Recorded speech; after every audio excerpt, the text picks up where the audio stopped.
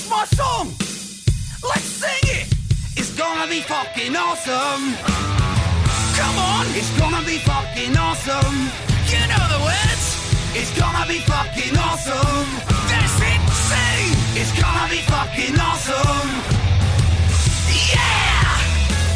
Hey ho, Jesse Blaze Snyder here, the coolest geek alive, and I've got another episode. Today we are going to complete the saga of Jesse Blaze Snyder, comic book writer extraordinaire. We're going to find out how I went from being obsessed with making elevated, perfected, beautiful comic books featuring the characters of the Marvel and the DC universe to being so fed up that I just wanted to pack it all in, and I started working on independent stuff. It was a really long journey to get here. Obviously, if you listen to the previous episodes about me working on Toy Story or the Muppets, or about me working for Marvel or DC, about all the people that I had supporting me, trying to get me in at these companies, and how frustrated I was writing pitch after wonderful pitch for them, and just seeing them go nowhere, and seeing all of my energy be spent and get disappointed just over and over and over again by the stupid system. But honestly, there was a particular instance that was finally the straw that broke the camel's back. And I can't blame this company. It was just this project and a couple aspects of this project which really just broke my heart. And this project was with Dynamite Entertainment. And let me just say, I had zero problem with the people that I was working with over there. It was really just the circumstance on the book that I was doing for them. Very famously, Nicky Barrucci had been sitting down with Alex Ross at a dinner shortly after my Hulk Let the Battle Begin comic had come out, and Alex really liked it. He read it and was speaking positively about me as a new name that Alex had never come across before, and he was very impressed by the story that I wrote. Oh, I'm so proud to be able to say that to you. Alex Ross is one of my artistic idols, and to get that passed to me, like, that was how I got on Dynamite's radar, was because Alex Ross said something nice about something I wrote, which was just, like, I feel guilty actually even sharing that with you, because I have so much pride for the fact that that happened and that was told to me. But that was the beginning of us having a conversation about possibly working on something. At the time, they didn't really have anything that I was super passionate about. A lot of the licenses for characters that Dynamite Entertainment held at the time that we first met, they just were a lot of really classic characters that I was not aware of enough, and I saw it as a lot of work. I was like, oh man, in order to write these characters, I'm going to have to do so much research, and I'm not super into it. I'm not super into the job of like trying to go research some of these classic characters that came out long, long before I was ever reading comics, and I had not found my way to having an interest in. I didn't necessarily want to invent an interest just for a job. So I was waiting until Dynamite had something that maybe I could pitch. And one day I found out that they had gotten the rights to the Chaos Comics universe. Not all of the characters, not Lady Death, but a lot of the characters from Chaos. Purgatory, Chastity, and Evil Ernie in particular. Evil Ernie had always been, at the very least, a visual favorite of mine, and a character that I had a lot of fond memories about and for, because I adored its creator, Brian Pulido. Brian Pulido is one of my oldest friends in comics. It just so happened that my father had produced a little mini Strangeland comic book that was a promotional thing that went inside the DVDs for this horror movie that he made years ago. If you really like sick, disturbing horror films, worth checking out, D. Snyder's Strangeland. This comic is pretty hard to find. Not very many copies of it were made in the first place, but it was produced by Chaos Comics. And when I busted to the Chicago Comic Con to go harass Eric Larson, my father put me in touch with Brian Pulido at Chaos Comics, because they had a booth there at the convention.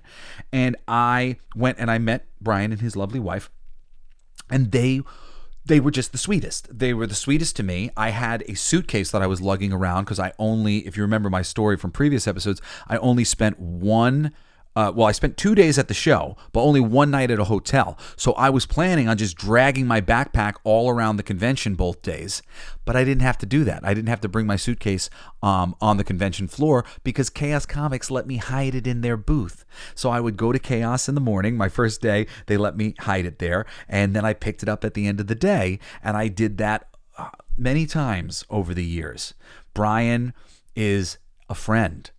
And when I found out that Brian had lost the rights to a lot of his characters and that Dynamite had them, I was really excited to try to get the job because I love Brian. And I thought, makes me sad to say it, but I thought I could do good. I thought I could do good and make him happy, make my friend happy that somebody who cared about his character was working on it. But I should have known that that was not going to be the case, because when I reached out to Brian at a certain point asking him for some books that I couldn't find a lot of the old school Chaos Comics Evil Ernie books, and I didn't have I couldn't afford at the time to like buy them all online on eBay or whatever, and I asked him if he would be willing to send me anything and then I would send it back to him. And he very politely told me that his heart was broken. His heart was broken. He lost his character.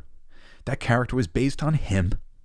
You know, Lady Death was based on his bride, and it meant a lot to him. And he lost the character that was based on him. And he couldn't help me. He couldn't be a part of it in any way.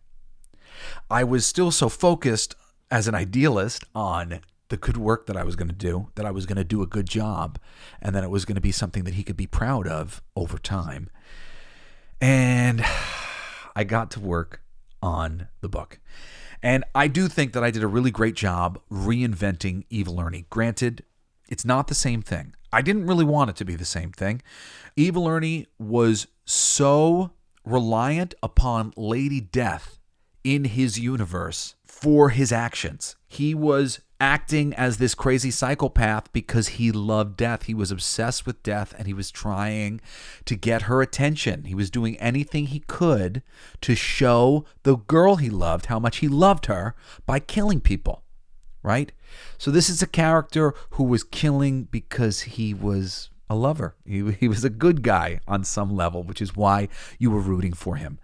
So since this new Dynamite Chaos universe didn't have Lady Death in it, I thought, all right, well, let's give it a new thing. And how do I get that same sort of drive where sort of love is driving the thing? And I came up with this concept about basically explaining that quote that you always hear about why do the good always die young? And I decided that the answer was because that's the way heaven likes it.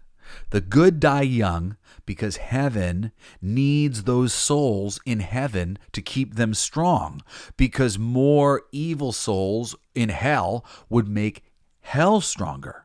So we essentially needed the evil to exist on earth and the good to exist in heaven, and therefore tragedy often struck. Young and good people were dying all the time because that was a good thing for heaven, which made heaven to kind of be bad to some degree, and made anybody who was going around on earth killing bad people a bad guy as far as heaven was concerned, even though they were being a good guy, you know?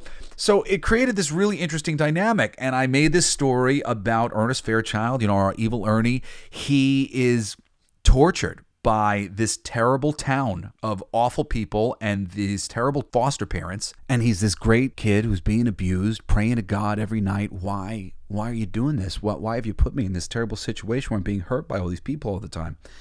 And finally, in desperation, when his prayers fall on deaf ears, he prays to Satan, and he is led to create basically a ritual where he kills all the people in this town. And I didn't ever get to reveal it all exactly, but the town had been filled with the worst people on earth by hell. Hell was trying to empower themselves and get as many evil souls in hell as possible so they could upset the balance of power between heaven and hell. And they basically needed a megadeath worth of souls, which is, you know, just a million dead people. This is all concepts from the original series to some degree. And once he hit this million souls, it was going to bring about Armageddon on Earth. But Ernie didn't know that. Ernie just thought that he was killing these bad people and he was making the world a better place. He's a hero, you know? So he kills all these evil people in his town. He poisons the water supply. He kills his mother. Well, it's not his mother, it's his foster mother. And then he gets arrested and brought to jail with his crappy father, Buford.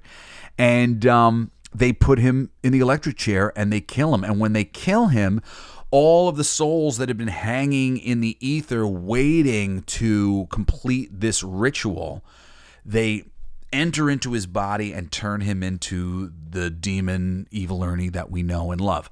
And then he goes through a rampage through the prison trying to kill his dad, and it's a lot of fun. If you're a horror fan, if you like Evil Ernie, it's very different than the original Evil Ernie. Again, I wanted it to be different because it was impossible to make it the same. Dynamite did not own Lady Death, so it really, either I would create another version of Death that he was in love with, which seemed like a complete ripoff of what Brian had done, and he was still making Lady Death comic books, so I didn't want to have it revolve around a surrogate version of her. So this was my solution to that. A lot of people who were fans really liked it. Some people who were fans of Chaos didn't really like it because they felt like it wasn't honoring the thing enough. But most of those people didn't understand the constraints that I was under because Dynamite did not own the entirety of the Chaos universe. So it had to be markedly different. So I did my version, and I was generally very happy with it. I had a lot of plans beyond it. I was going to introduce a character named Lady Fate, and it wasn't going to be that similar to Lady Death and the relationship with Ernie, but Lady Fate was really interesting. She had butterfly wings, and it was supposed to be that thing of like a butterfly flaps its wings and it changes the course of history. That every little change or every little thing can affect things greatly. And this Fate character, the merest flick of her wings could change something that was going on across the world. I had plans to reintroduce a lot of different characters. I had a lot of really big things that I wanted to do. I was bringing in Will Pfeiffer and Mark Andreyko. I think Mark Andreyko ended up actually working on one of the Chaos comic book characters that I had brought him in. I brought him in to Dynamite. I said, let me work on this whole wing, and I'll handle the Chaos wing, and I'll make it awesome. And they didn't love Will Pfeiffer's pitch. I really liked Will Pfeiffer's pitch. I thought it was really cool. I think Will Pfeiffer's a great writer, wanted to work with him. I guess they liked Mark's, but they weren't willing to make me the editor, at least not yet. And I did have a lot of fundamental problems with the way the book was coming out. I wanted to do something with issue number 1 where you could have your boss at your comic book store drawn into the cover. We would do custom covers where Ernie was holding the severed head and the face would look like the person that worked for you. There was a promotion at the time for Godzilla where you could have your comic book store being crushed by Godzilla's foot. At another company, I think IDW or something like that had been very successful, that had just happened a couple months earlier. And I'm like, let's do it just like that. But Dynamite did the same exact thing with Evil Ernie that they do with every book they put out. Tons and tons of different alternative covers. And, if you order this many, you can get this super, super, super, super rare cover. There were so many covers to the book. And all of the covers depicted an Evil Ernie that was classic. It was all the classic Evil Ernie that Brian Pulido was famous for. But this was a different character that we were reinventing, and he looked a little bit different. I was working with a great artist, Jason Craig. He and I became great friends working on the book. We came up with a really cool visual for him. It ended even better. He finishes the book wearing his dad's cowboy hat with Smiley on the front of it. It was cool. What we were doing was cool, and what we were going to do was cool. I had a lost brother of his who was going to be called John Good, who also survived this crash at the beginning and ended up in foster care like he did, but ends up becoming a preacher who kills all of the people in his congregation with purple Kool-Aid and empowers himself on behalf of heaven, because he's John Good, to go stop Evil Ernie, who's killing bad guys, and John Good is killing good guys because that's what heaven wants. So it was a really interesting juxtaposition going on. I was proud of it. I was excited to write more. But then something terrible happened, and it's why I was getting all teary-eyed at the beginning of the thing. I love Brian Pulido. I feel that I really kind of owe him in small but important ways for me coming up in the comic industry and feeling comfortable at a comic convention where Chaos Comics had a booth, being invited to after parties and being able to meet creators and fans and people in the industry that are still my friends today. I'm so grateful. And I was doing a convention and I was sitting at breakfast with my friend, and all of a sudden I noticed that Brian Pulido was sitting at a table very close to me, and he was hiding. He was hiding from me. He didn't want to see me. He didn't want to talk to me. He didn't want me to notice that he was there. And, you know, he and I are now friends again, and I mean, we were still friends then. But it made him so uncomfortable to have to deal with the subject on any level and to know the person who was working on his character and reinventing his character. He's never actually said anything negative about my work on the book, actually. He hasn't exactly been favorable towards work that has come after mine, but he's never actually named me or said anything mean about me. That's because he's a great guy. I appreciate you, Brian. That breakfast killed me. One of my oldest friends in comics, somebody who I saw as a father figure and was a real inspiration to me, didn't want to talk to me. And I didn't know how to handle it. I basically decided right then that I couldn't do any more Evil Ernie. I didn't want to do any more.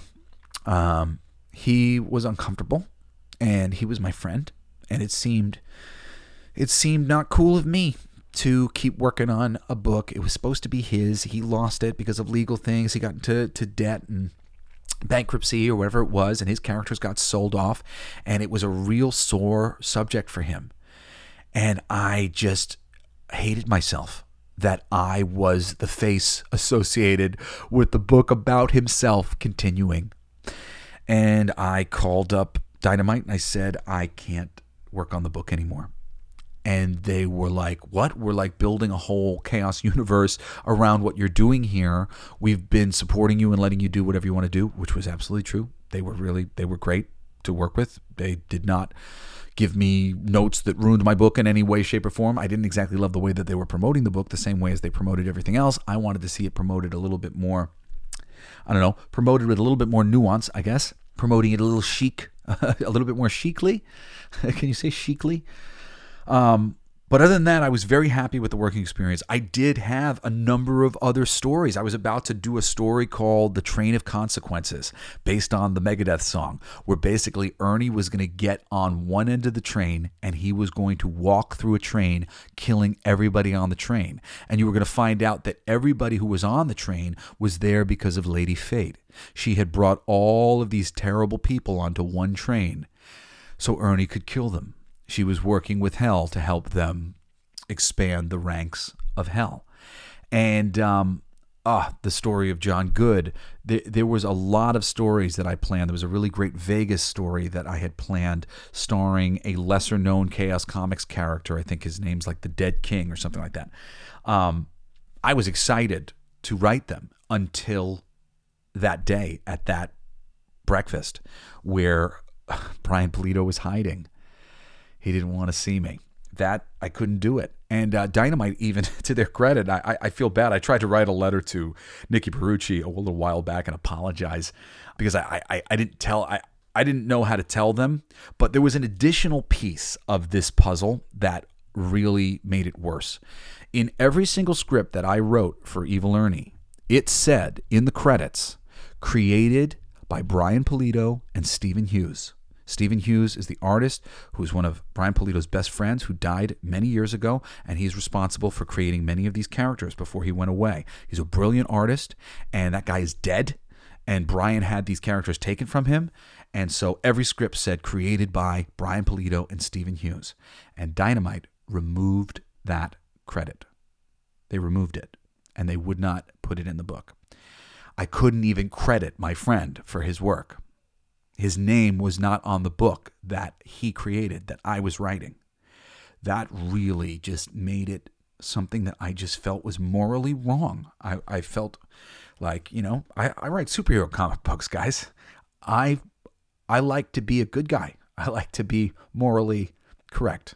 And, a lot of people's interpretations of that are different. You see me cursing my head off and whatnot.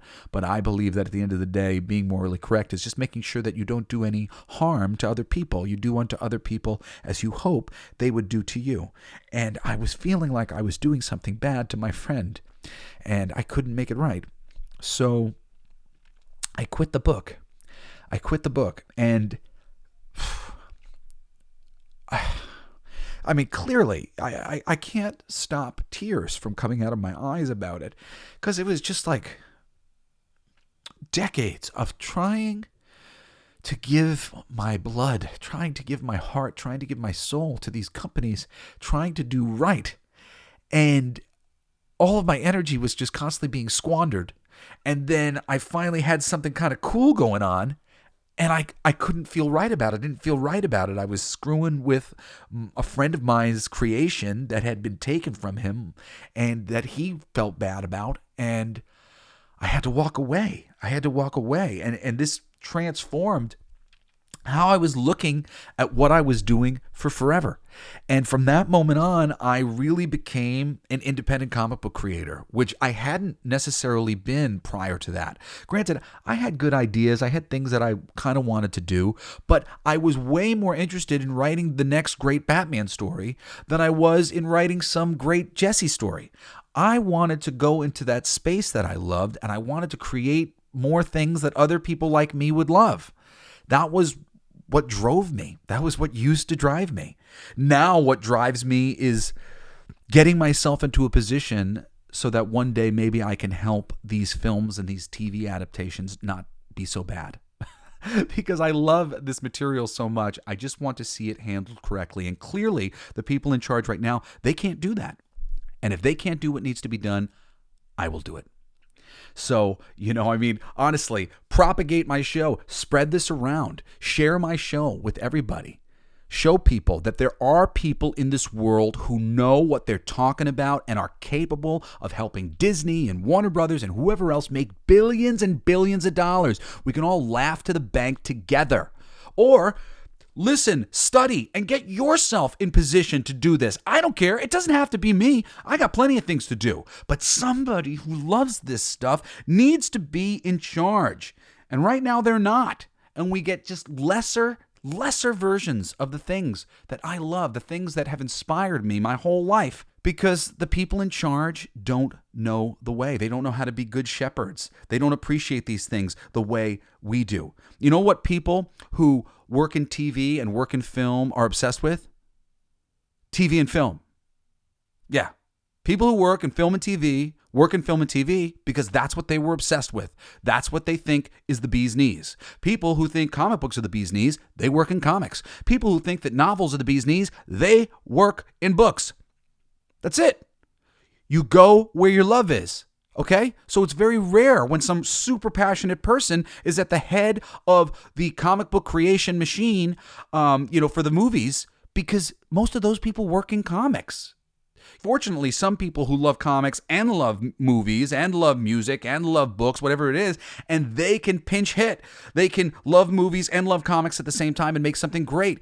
Peter Jackson loves movies, but he did also read those novels and go, oh my God, I love Lord of the Rings. This is one of the greatest things I've ever read. And then what happens? The Lord of the Rings is made. An incredible adaptation of something that everybody can universally agree is just one of the best fantasy novels of all time.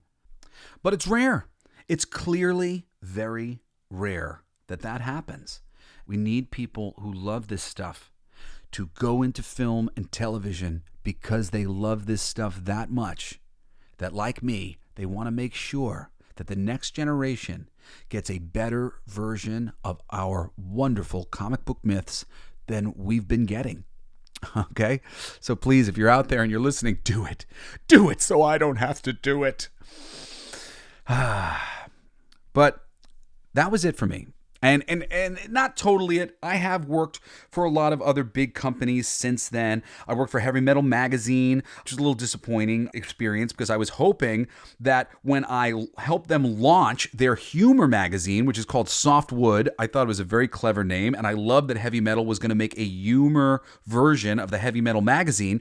Me and my buddy Steve Kurth did a great story called Food Fight with these anthropomorphic animals in a civil war in the near future being fought between the vegans and the carnivores.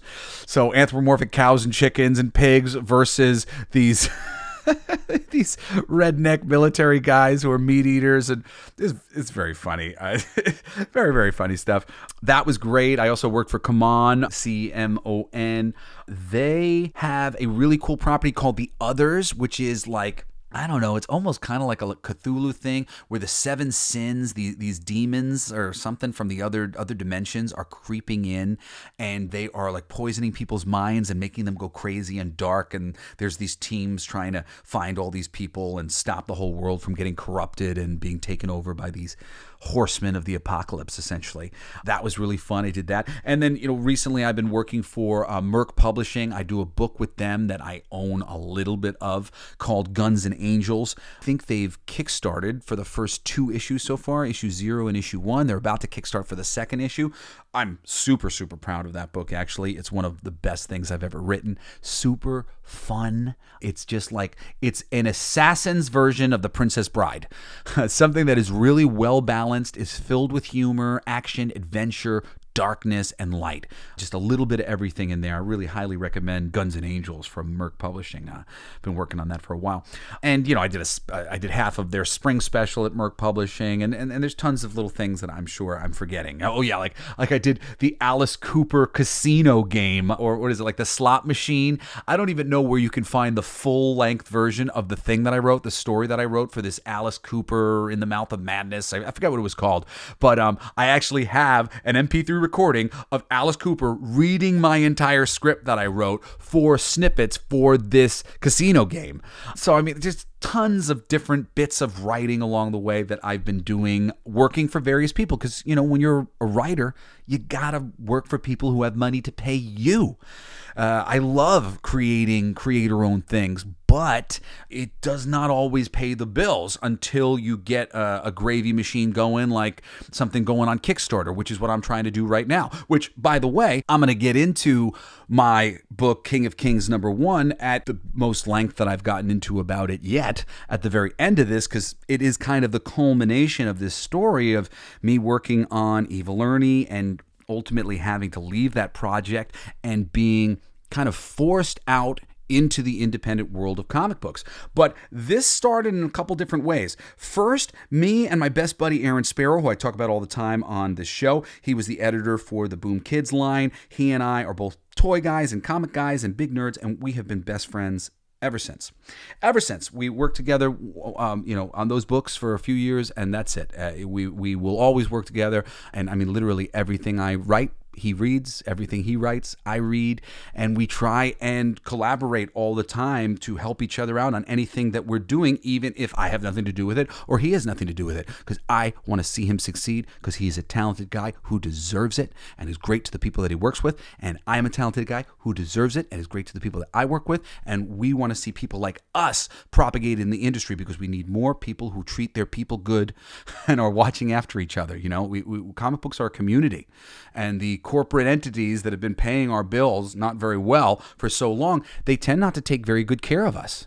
You see stories all the time about major league comic creators who die penniless, sick, and unable to pay their medical bills. It's awful. My whole career in comics has been with the intention to reinvent the comic book field and make it better for the next generation of comic book creators. And not driven by making it better for myself, but really like as a heroic act. Like, yo, man, the people who create Superman aren't being treated good.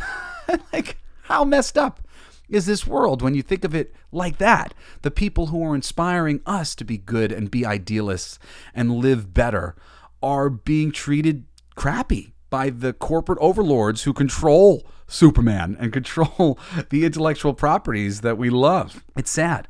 So the first thing that me and Aaron tried to do was we tried to go after the Disney license. I did speak about this a little bit on the last episode. We had a good friend of ours form a company called Joe Books where they were able to get the license, but we were going after it for a second.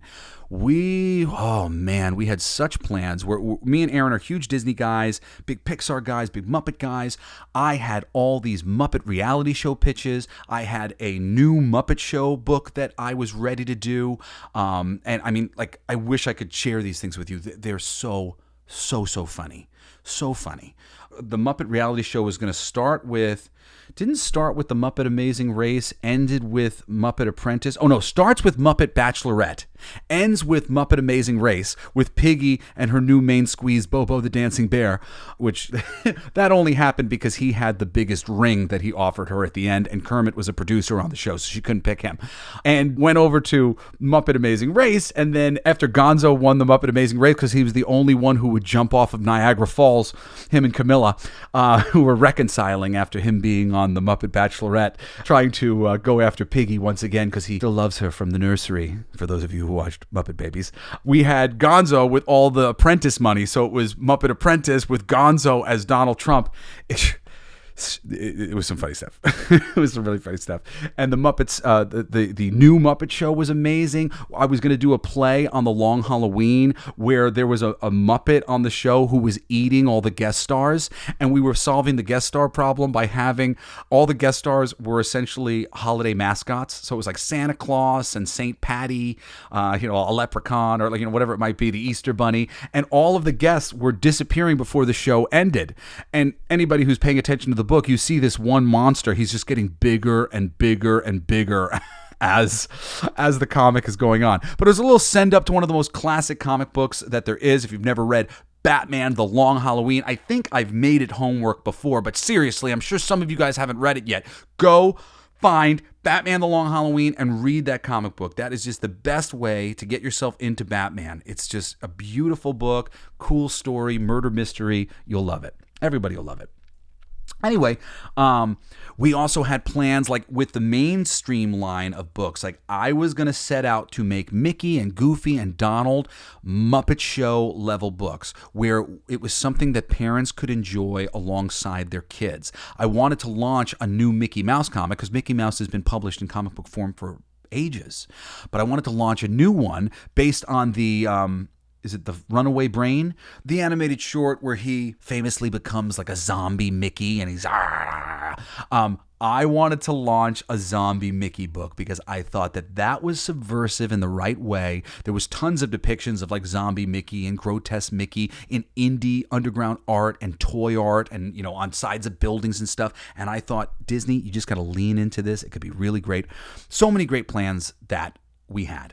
But ultimately, when we couldn't get all the money that we needed to get in order to do it in the first place at the time, and a friend of ours was able to get the money instead, we went, all right, well, we know the people who are running this new company. We can work with them and for them. And I didn't end up doing much for them because they had not gotten around to buying the Muppet license, which was the main one that I was waiting on. I was also waiting on some of the classic characters like Mickey, which They launched with a bunch of Pixar books, I think Frozen and Darkwing Duck and a couple things like that, but none of the things that I was especially waiting to work on. So I was waiting and I got lost in other things while I was waiting, namely creating the Mythic Legions art book for Four Horsemen Studios and creating Blacklight District, which would eventually be published by Image Comics. Now, Blacklight District was an interesting one. For those of you who don't know, I'm also a singer, songwriter, vocalist, musician, performer, whatever you want to call it.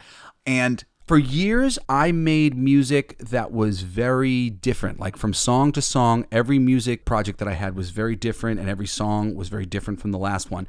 And people would ask me all the time to sort of like tie it together, do something that sounds like it belongs together on an album. And I took that as a challenge, and I decided to work on this album called Blacklight District that was inspired by comics. My whole premise for it was that the reason why I loved comic books so much was the stakes of a comic book was the end of the world. And I thought that if the stakes of the songs were the end of the world, that they would be that much more meaningful in the same way that the comic books had been so meaningful to me. And when I say the end of the world, in a comic book, you're dealing with superheroes saving people, often saving their lives, saving many lives, saving the whole world. You know, if not for the Fantastic Four, Galactus eats the planet and we all die. Those are some real stakes. You don't get stakes like that in your average television show or your average film. They're just not present. But in comic books, those stakes are consistently there. The end of the world. So I wrote this album with my buddy Will Knox, and it came out so incredible. The last song that we did was this song called Symptoms, and I just had this vision of the zombie apocalypse, because Symptoms was metaphorically about the zombie apocalypse. It was kind of inspired by The Walking Dead. I had a Walking Dead blacklight poster in my room at the time, and it was also, though, inspired by greed in politics leading to the end of the world. So you could listen to it one way and think, oh, it's the end of the world, it's the apocalypse. And you could listen to it another way and you could think, oh man, greed is going to kill us. And I had this vision of the zombie virus being passed around Washington, D.C. via an envelope of money. And basically, they'd hand you the money, and then the zombie would bite you. You know, here, the zombie comes with the money, and he bites you, and now you're a zombie too. And now, oh no, nothing's ever going to change because we're only dealing with zombies. The zombies have taken over. They're zombies because they've taken money, and they can no longer effectively lead the country. And that vision of that comic book and the idea that I might be able to get Tony Moore, one of the original creators of The Walking Dead, to draw it, because I did know Tony, like just a little bit. I had his email to be able to reach out to him. That inspired the whole book. It's a one-shot. Image Comics eventually put it out for us, but my company, Killer Rabbits Company, we made the book ourselves. And the Killer Rabbits Company, I'll say real quick, the whole inspiration for that was I view creative people as fluffy bunnies. We are the Muppets from the Muppet Show. I think that the Muppet Show represents creative people so well. And to me, it was, here's all of the different types of creative people and all the hard lessons that we have to go through in order to become valuable creative people in our fields. To me, it was like a bunch of rabbits, a bunch of fuzzy bunnies. Here we are. We're really just cute rabbits. We love and we love and we love, and that's all we do. But if you love and that's all you do, you're not going to survive. You're not going to survive in the real world, my friend. I'm sorry to say.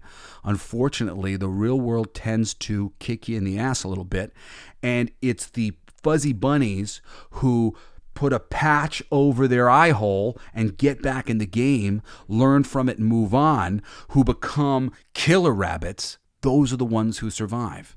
So the Killer Rabbits Company, KR Co., was just about me collecting all of the wonderful creative people who had learned how to be tough enough to survive in the game of being a creative person in the creative business, in the business of entertainment. The slogan for KR Co. is, "We're here to save you." I meant that then. I mean it now. And I finally feel like I'm back on the path after all these years of being off of it. And I'll tell you what happened to KR Co. and what happened to all these projects. Well, Blacklight District was inspired. Mythic Legions was a choice I made. I love action figures. I love Four Horsemen Studios. I respect them so much. I believe in them so much. I was essentially betting on them, and we agreed to produce an art book for one of the Kickstarters that they did for Mythic Legions. We didn't really make very much money in terms of orders for our book through the Kickstarter, and that was the only money we were given to do the book. I lost thousands of dollars trying to make that Mythic Legions art book as good as I could. I fell short in a couple areas because of a number of reasons. I had suffered 2 fires in 2 years. I went through a divorce, was dealing with chronic pain at the time, and had lost my biggest jobs in voiceovers at that time, which I was using to fund these projects, to invest in myself and basically invest in my children's future, because I knew how to make comic books really well. But me making comic books so well meant that I put the proper amount of money into making the comics, into paying my artists, into paying my writers. We didn't hire just some no-name somebody to do the Mythic Legions art book. We hired Greg Weisman, the creator of Disney's Gargoyles and the showrunner for Young Justice, who's a friend of mine and Aaron's, become a friend of ours because we're huge freaking fans of his, and he's a great dude. And Greg came in, wrote an amazing script. We got Marco Friera. I'm going to get his name wrong. Most recent thing I remember him doing was something at Marvel. He did a Morbius series for them. It was great. He's a great artist, this dude.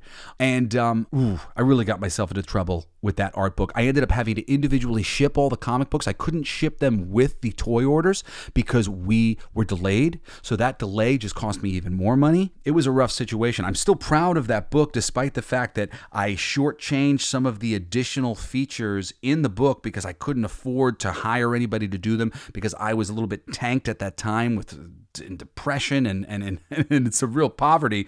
It was just one of those moments of like imperfect timing where everything lined up really poorly to make my life hell for a moment. So I was also doing Blacklight District 6 issues that we offered to Image, and Image offered to publish it for us, which was great. I think, our print run was like 6,000. We basically sold out of that 6,000, and the people who read that book, they love it. It's great. It's a reading and listening experience. You can actually still check it out at www.blacklightdistrict.co. It's .co because I couldn't afford the M. It's free, and it's an art installation. The 6 songs are on a little player at the bottom of the screen. When you go to the website, you hit play, and then you follow along with the 6 mini comics. The first one is in the style of Tony Moore, but was actually done by my buddy David Witt, who drew the King of Kings comic that's currently raising on Kickstarter right now, that I co-wrote with Mark Polton. The second issue is drawn by the late Jason Pearson, who is one of my favorite creators who has ever lived. God rest your soul, Jason. He has had such a massive impact on everybody's art style because he's just so influential. He's such a brilliant artist. He was one of Marvel's main cover artists and DC's cover artists for years. He did a book called Green. It's this this little story, but it's a song about depression. It was inspired by the Hulk looking around at all these other superheroes, going, "Why do they seem so happy and I'm so unhappy?" And I basically realized that I had been dealing with a lot of depression in my life that I couldn't admit to. And when I realized it was a song about depression, well, Jason had always pretty openly struggled with depression himself. And I thought I should get him. He knows this experience that I'm having. If there's anybody who should draw this story, it's him. And Jason, he knocked it out of the park. We also did a lovely send-up to Jack Kirby, Getting Screwed by Stan Lee, which is lovingly illustrated by Phil Hester, who's a great friend in the industry, brilliant writer, brilliant artist. I'm such a big fan of his, so grateful that he participated in the Blacklight District book. We have Old School Colors by Eric Larson. Eric Larson, creator of Savage Dragon, Spider-Man artist extraordinaire. We have Old School Lettering by Chris Iliopoulos in that same story because we wanted it all to look like something that Jack and Stan might have done back in the day, at least to some degree. And beautifully painted bit by J.K. Woodward. He's done all the recent IDW Star Trek comic books for years, the fully painted ones that look really accurate to the portrayals of all the actors. Yeah, Chris Burnham did our cover, famous for the Batman Incorporated stuff, and it's Chris's favorite piece of art he's ever done. I don't know if that's still true, but at the time, years ago, he said, that's my favorite piece of art I've ever produced. Andrew Dahlhaus colored it, and oh my God, he did such an incredible job. I'm so grateful to Andrew Dahlhaus's coloring on our cover. I am a perfectionist. I rarely ever think that anything is perfect. Blacklight District, 6 issues. Is perfect. Image Comics put it out a little while ago. You can find that out in stores somewhere if you dig deep enough. But go to www.blacklightdistrict.co and you can check it out right now. And it's super cool. It's like a psychedelic experience, listening to the music and reading the lyrics, because the lyrics are what's printed in the comics. So you follow the lyrics as you listen, and it's like a psychedelic experience. It connects your ears to your eyes. It is so much cooler than I ever even imagined it would be. So when I lost my job and I didn't have any money to continue with all these projects that I was doing, I was able to get Blacklight District 6 issues over to Image Comics and have them put it out. And I basically broke even on that project, not including producing the music, but producing the comic. I was able to break even on that. But the art book for Mythic Legion, I lost a lot of money on that. And King of Kings, my 4-issue miniseries that I had co-created with Mark Polton and my collaborators like David Witt, I just had to stop. I couldn't finish it. I finished Blacklight District. I finished the art book. I wasn't thrilled with some of the backup material stuff because I ran out of money and I ran out of energy, and it was such a bad time for me. But King of Kings, that was the one. I made Mythic Legions because I wanted to show that I didn't have to write it. I didn't have to create it. I was willing to put my own ego aside and lovingly make something great for somebody else, which is what I was trying to do for Four Horsemen Studios. I love those guys. Love you guys. Shout out to Four Horsemen Studios. Love you guys. I'm so sorry that I didn't do as great a job as I wanted to do. I'm still very proud of the work that we did. But, perfect storm of bad, rainy days for Jesse Blaze Snyder, and having to stop work on King of Kings when we had written all 4 issues. Clearly, I was in the middle of producing this book by myself. I was 3 issues into drawing it. I was about to start coloring the second issue. The second issue was being lettered as I had to stop work on all of these things, and the book just sat there for a minute until I figured out what to do, which at the time seemed obvious that we were going to fundraise it. A lot of people were having a lot of luck with these internet fundraisers on Indiegogo and Kickstarter, and I thought, well, why can't we do the same thing? I didn't really want to do that. I had wanted to be like a traditional publisher and make these books and put them out and offer them at conventions the same way every other publisher that I had ever known or bought a comic from had always done. I wasn't somebody who was growing up buying comics from Kickstarter. I was somebody who grew up buying comics at conventions or buying comics at stores, and that's what I originally had planned. So I was a little reluctant to go this route, but I had people from Indiegogo and people from Kickstarter who were courting me to, go fundraise on our website. And eventually I decided on Indiegogo because of all the things that their representatives had said about how good it would be, about how much the platform had to offer us. And we got nothing. No traction whatsoever. After a week and a half, it was all friends and family members. I personally knew everybody who was pledging, with the exception of a couple fans who I still basically knew them. I knew them from my social media because they were the people who were really active on my social media, which were the only people. It was also around this time where Facebook had really locked down the, the findability of your profile. You would post things and nobody would see it. I would have so little traction on anything I ever posted on Facebook, and zero traction whatsoever through the Indiegogo website. So only the people who were really vigorously following every move that I made were on the page, having pledged to the book. So after a week and a half, I said, this isn't why I got into this. I'm not expecting my friends and family to fund my comic book dreams. I'm not doing it this way. I'm giving back all this money to these people, and I'm going to find another way to do it. So I closed down the campaign, and it sat for another 4 years. And I found out that Indiegogo was essentially automatically shadow banning any comic book that was a mature reader's offering. And King of Kings #1 is a mature reader's offering. The story of King of Kings was that, well, to start at the very beginning, 12 years ago now, Mark Polton, who was writing Hawk and Dove and Hawkman, I think at the time for DC, he approached me at a comic convention in New York, and he said, hey, I have this idea to do a behind the music with Odin and the Gods of Rock, with the Norse religion as a band that has passed their prime. And I don't know anything about music, but I know that you make comic books and you make music. Would you want to maybe collaborate on this? And I thought, oh, well, that's a really clever idea. Religious figures as musicians. I thought about it just for a second, and I turned to him and I said, could Jesus be the bad guy? And Mark said, sure. So I said, well, all right then, because I had always just had a bit of a bug up my ass about the way in which people who believe in the words of Jesus Christ, how they have practiced what they preach.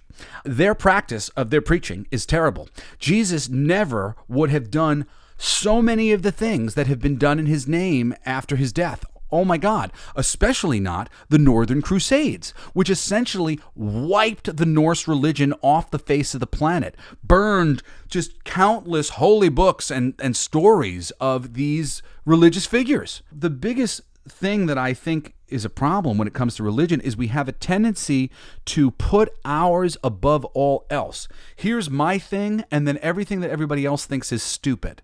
And really, at the end of the day, everything everybody else thinks is relatively similar.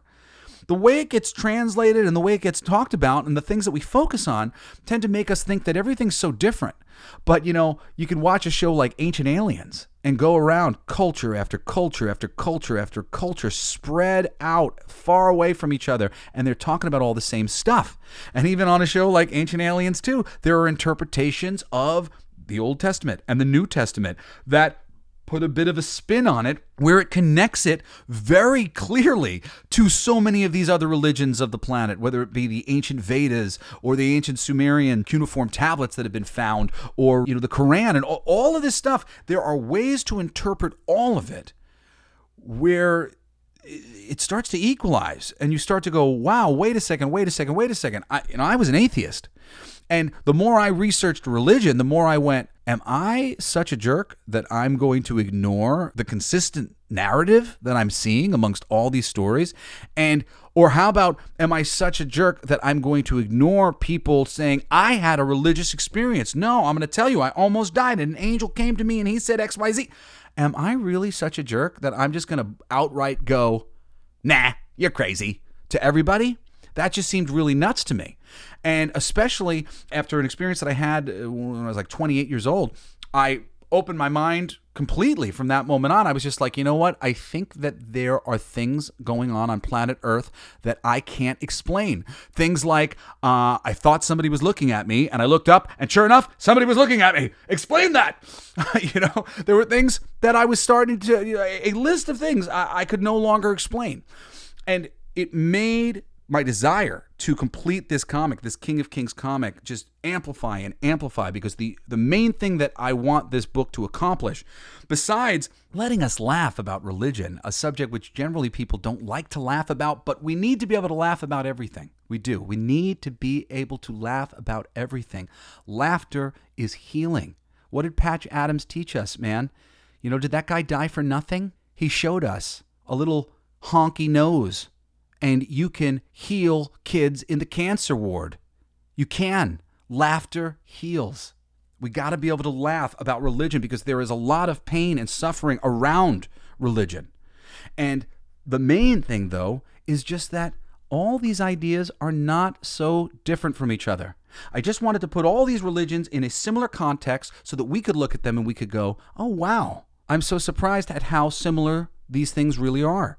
And if you look at them correctly, you will see that they are similar.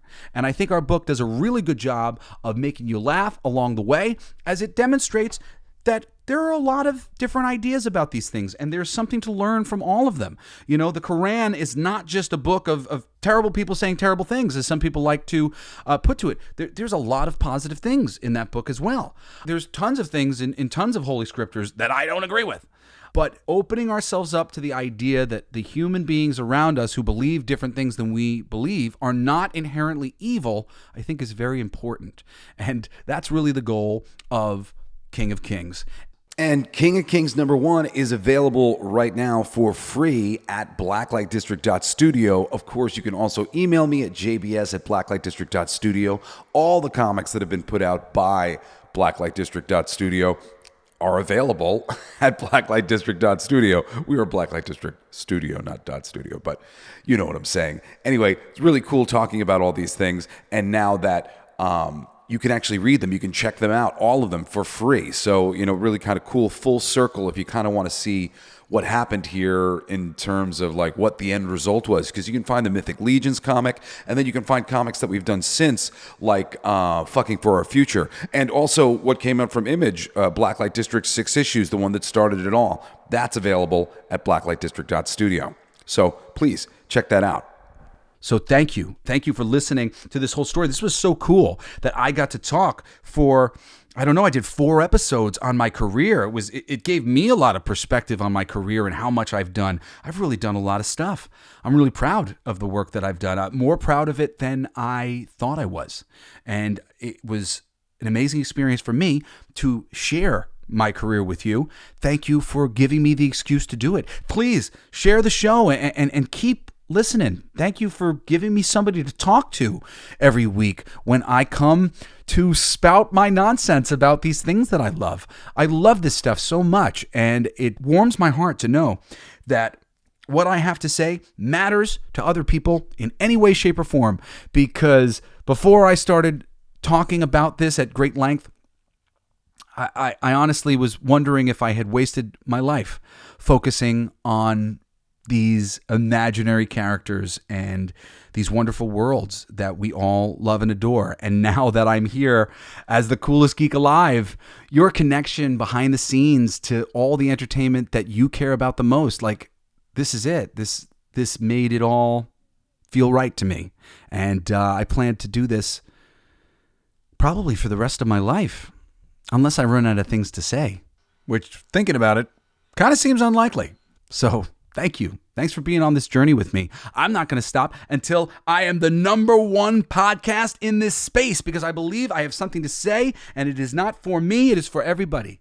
I say these things for everybody. We all deserve better adaptations of these myths. The normies who don't know any better, they deserve better adaptations of these myths. And I will not stop until we are living in the golden age geek culture renaissance that I have always dreamed I would live in. And join me next week for the further adventures of the coolest alive! You've been listening to Coolest Alive with me, your host, Jesse Blaze Snyder. Don't forget to rate, comment, and subscribe for more excellent entertainment recommendations. Thanks for listening. It's gonna be fucking awesome. Come on, it's gonna be fucking awesome. You know the words. It's gonna be fucking awesome. That's it, see. It's gonna be fucking awesome. Yeah!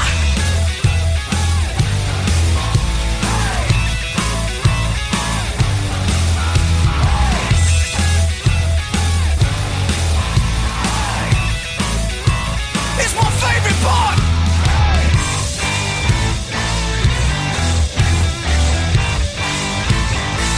Isn't that heavy?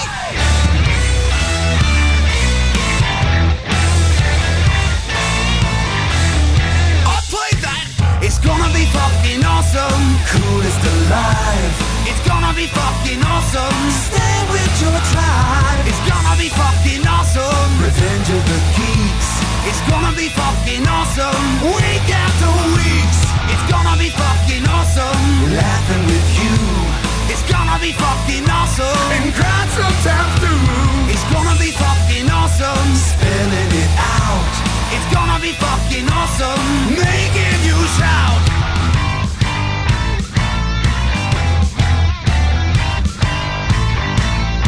I'm a genius. I got lyrics coming out me bum for days.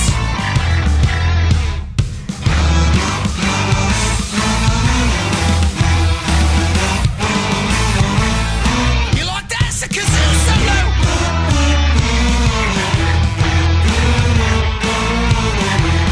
I played that too. It's gonna be fucking awesome. Talking some shit. It's gonna be fucking awesome. Living your shit. My voice is fucking awesome. Food in our mouth. It's gonna be fucking awesome. Get in our mouth. It's gonna be fucking awesome. Tell all your friends. It's gonna be fucking awesome. Call right our text. It's gonna be fucking awesome. Raising the bar. It's gonna be fucking awesome.